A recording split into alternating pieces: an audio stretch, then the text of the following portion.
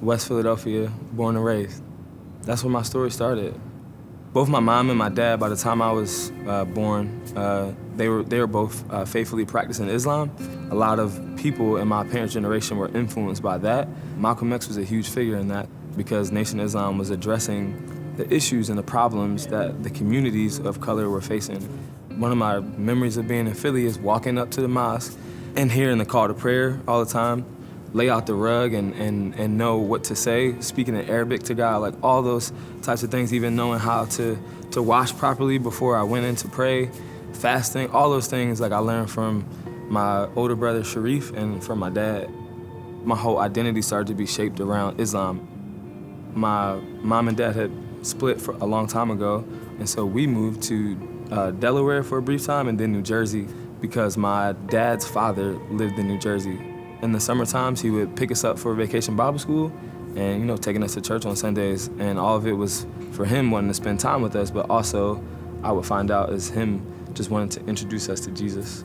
My first exposure to walking in vacation Bible school was very different from walking into a mosque. Everybody knows about Jesus, everybody knows about worship songs. I don't know any of these things. And so it feels very foreign to me to walk into that space and to not know anything and to have this different way of relating to God. My experience in Islam, for me, it felt like boundaries and burdens. Walking into a church and seeing so much freedom felt so much different.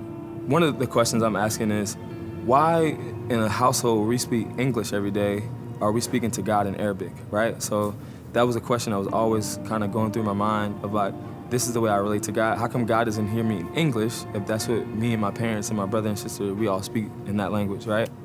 And one of the car rides that we took, my grandfather said to me, we get into this argument about who God is. Mind you, I'm 12 years old, but I'm very passionate about what my parents have taught me and what I believe about God. And so we start to get into this argument.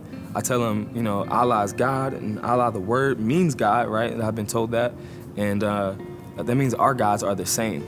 He rebuttals and says that our gods are not the same, and he said that he could pray right now as he was driving in the car, and he knows that God would not only hear him, but to answer his prayers. He shared the gospel with me. And what I remember about what he shared mostly was that those who knew Jesus would be with him in heaven forever, and those who didn't would go to hell. And that everything was about this personal relationship with Jesus. And so for me, I feel like I don't think I have a personal relationship with God. I think what I've had is not anything personal. It doesn't feel relational at all. I prayed that day to receive Christ and then asked a lot of questions because I didn't know all of what it meant to follow Jesus. My mom, she was disappointed.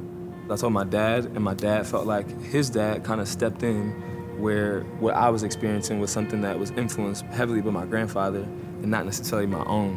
Whereas I felt like this was my own decision. And then my older brother had probably the most drastic response of them all. He just broke down crying the first thing when I told him. He had studied in Egypt under like Arabic scholars and studies the Quran and reads it in Arabic, and so he knows that at that point when I said that I had made a decision to now divorce myself from Islam, and there's no coming back from that. It was like betrayal, disbelief, and just unbelievable sadness. Yeah, it was hard because, after I made that decision, I didn't automatically start going to church. I had a Bible, but I tried to understand it as best I could.